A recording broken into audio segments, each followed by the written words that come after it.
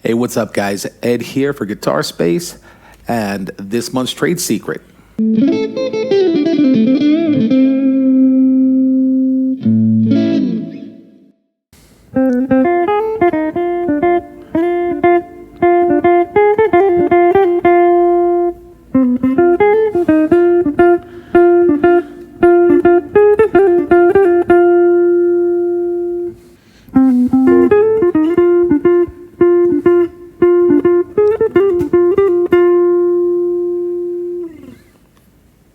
Hey guys, I'm going to break down how I learned that 4-bar phrase for this month's trade secret, which is how I basically go about learning single note phrases, riffs, melodies, licks that are complicated, not the easy stuff. One of the things that we have a tendency to do is when we have to learn something, if we know what it sounds like, we try to play it right from the get-go, especially if you have like maybe a tab. But what happens when you have only the sheet music? Now, I'm going to give you the tab for these examples, but what happened was, I'll give you a little bit of context for this. When I was in college, I took a course with Hal Crook. What a brilliant teacher. Every class, he would talk about a gold nugget. And in the banter between topics related to the gold nugget, he would sprinkle gold dust. Everything that he said was something to latch onto and something that would change the way that you looked at music. And one of the things that he had said was, we go about learning these types of things the wrong way, is that we try to just imitate the lick instead of understanding the music behind it. And now you fast forward a whole bunch of years. All right, and I got the call to do this big band gig, and it's not my wheelhouse. I said yes to it, and it was wonderful. I had a great time playing this gig. They gave me the scores and then told me the date, which was not that too far off in the future. So I'm not a great sight reader. So I'm sitting down looking at the scores and seeing that there's a lot of parts that I'm doubling with a flute, a saxophone, a piano. It's stuff that I'm going to need to learn. I'm not going to be able to sight read those 16th notes at 180 beats per minute. So I'm going to need to learn these things, and I need to figure out a way to learn them quickly. And it reminded me of that class with Hal Crook. And this is basically a concept that I put together based on what Hal Crook was teaching and how I interpreted it. And I've applied it, and I've used it with my students, and I continue to use it, even with stuff that I already know what it sounds like, or even if I have a tab for it, and I'm looking to learn it. And the idea is, basically, if you get called for a gig, chances are they're going to send you a Spotify or Apple Music playlist or YouTube videos. You're going to get a sound source that you can use. You may get some chord charts. You may get some tabs. And even if you don't, you could download them and get a head start and then start working your way through it and ironing out the parts that whoever transcribed it fudged. But you kind of get the head start, and you start trying to play it like the way that it sounds, the way that you hear it. And in this case, I chose the 4-bar phrase from Billie's Bounce. For one thing, there is a whole bunch of musical concepts in there. It's great blues. It's great blues playing. The other thing is a saxophone line. Saxophone lines don't lay well on guitar. So I chose it for that because we're going to have fingering issues so that we can talk about it and work our way through it. And you can apply these concepts to any piece of music. All right, and the way I've adapted it for the way that I use it, the way that I teach it, and the way that I'm going to explain it to you is basically it's a 3-step process. So the first step is what to play. the notes, and the sequence. So in the opening, you heard what the lick sounded like, so you already know what it sounds like. Here, I'm going to walk through it. The way that I learned it was knowing what it sounded like. I'm looking at the first idea. So now I break down the 4-bar phrase into the 3 phrases that make it up. That's the first phrase, and the next one. That's the second one. And then you've got the third one. All right, so the first phrase is based around this F triad. Now, when I was working on that big band score, I would take something like this and go, okay, I've got the F triad here, and this is where I wanted to play it. And you've also got it here. So I've got it on the top 3 string sets, then on string sets 2, 3, and 4, and string sets 3, 4, and 5. That's where my triad is. And the triad incorporates the blue notes. So I've got the 5th, the root, and the 3rd, the flat 5, flat 7, and the flat 3.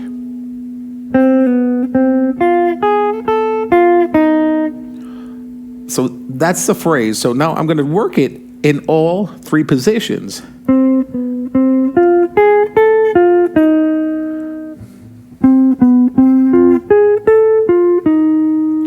Okay, I can sort of play it in all 3 positions, but by playing it, even though I can play it, I don't feel comfortable, especially in this position.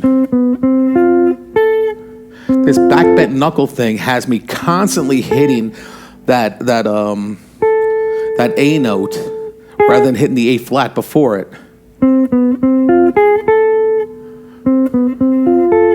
And the reason is that I'm not good with backbent fingerings. What I mean by backbent fingerings is it's rolling the finger onto an adjacent string. And so here I'm playing the C with my fingertip. Then I'm playing the F on the 3rd string with the pad of my finger. And then sort of the knuckle joint is where the 2nd string ends up. And that's where I am having lots of problems because I'm not fretting it cleanly. Tonally, I like the timbre of these strings better than this one, because here the nature of the strings, it just sounds a little bit thinner, and this one sounds a little bit too dark. All right, so I'm thinking about all these things. I'm verbalizing it a lot more here for the purposes of this lesson. But normally, we're going through this process. I kind of like it here, and you're not really worried about explaining why you do and why you don't. I'm not a big fan of this position of the 8th fret fingering, and the 11th fret fingering sounds a little bit too dark. I kind of like the 4th fret, the 4th position. For the way it lays on my fingers, it lays in position nicely. Now, when it came to the next part, adding the next part into it, I needed to shift. And as it turns out, I needed to shift in the same place with the same finger each time. So in 4th position, I need to slide up to 6th position, and it's from the E flat to the F.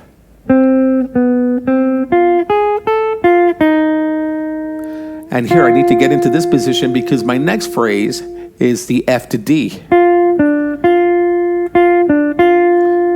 And as it turns out,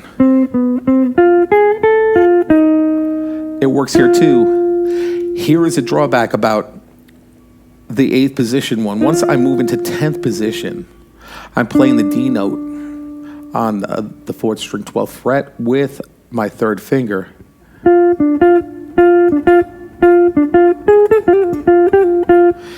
I need to do this finger stretch. I need to stretch with my 3rd finger to hit that A flat on the 13th fret of the 3rd string, because that A on the 14th fret of the 3rd string, I need to play that with my pinky. That gives me a little bit of a problem because I want to play this D with my 3rd finger. The thing is that at speed, making this move might be a little bit tough. So I would need to play that with my second finger. So I need to be conscious of that because it doesn't naturally fall into. I want to play that with my third finger, but I really need to play it with my second finger.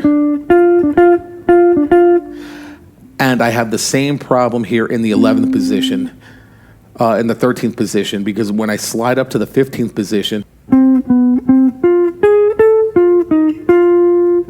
But here again, I want to play that D note that's on the 17th fret of the 5th string with my third finger, and I really need to play it like this because I need to play that flat 3 with my third finger on the 4th string.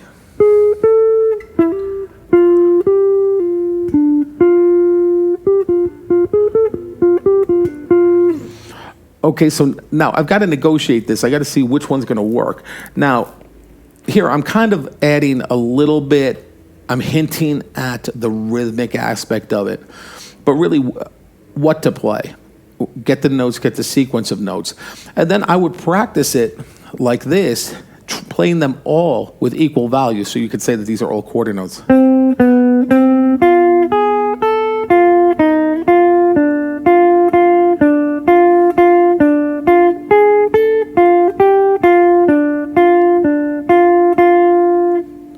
Trying to make it fit because that 16th note triplet that's in there.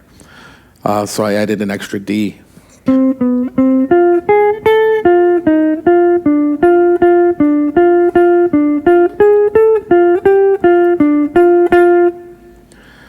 Now at this tempo, I'm aware of that second and third finger thing that I've got to deal with over here. So I'm able to negotiate it there. But when I get up to speed, I'm going to fumble that.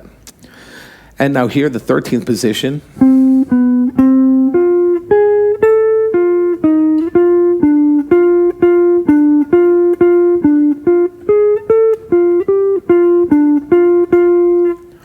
And the reason that you want to do that is because if you have any fingering issues, if you're like me and you try to play things up to speed, there's certain fingering patterns that you're going to have to redo just because of the way you play. You know, we don't have hands like Steve Vai or Joe Satriani or insert your favorite guitar player here.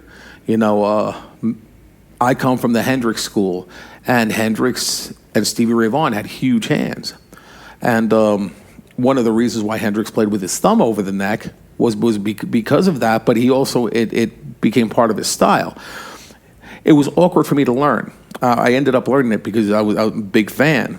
But if you're called to perform something at a gig, for example, maybe you're not a Hendrix fan or a Stevie Ray fan, and you have to play that sort of stuff. It's going to be tricky, and you're going to have to make certain consolations on how you approach it. Because really, if you try to play it exactly like, you know, guitar player A, B, or C, you're setting yourself up for a difficult time. Find the notes and find the musical intention and try to replicate that in the way that you play. All right?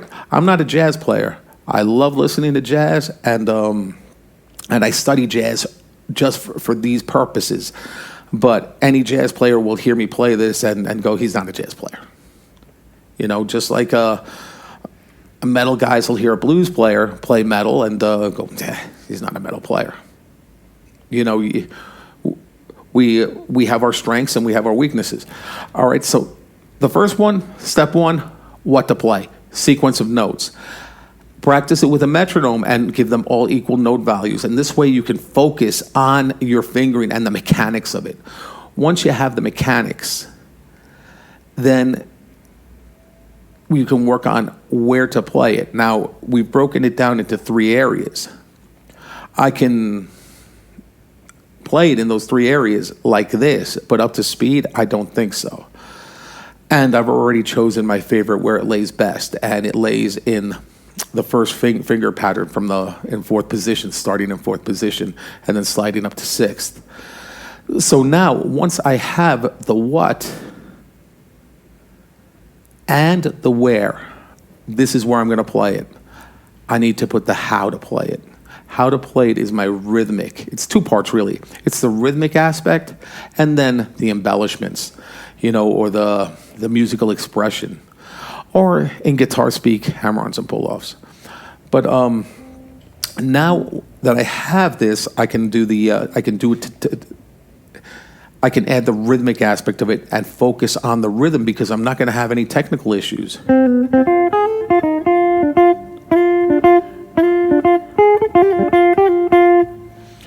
And I can focus on, I'm starting off with a pull-off. Hammer on, pull off.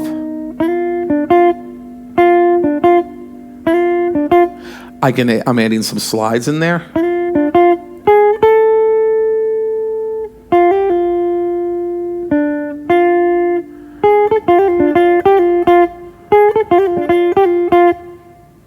But that's basically how I break it down, okay? So you've got the three things.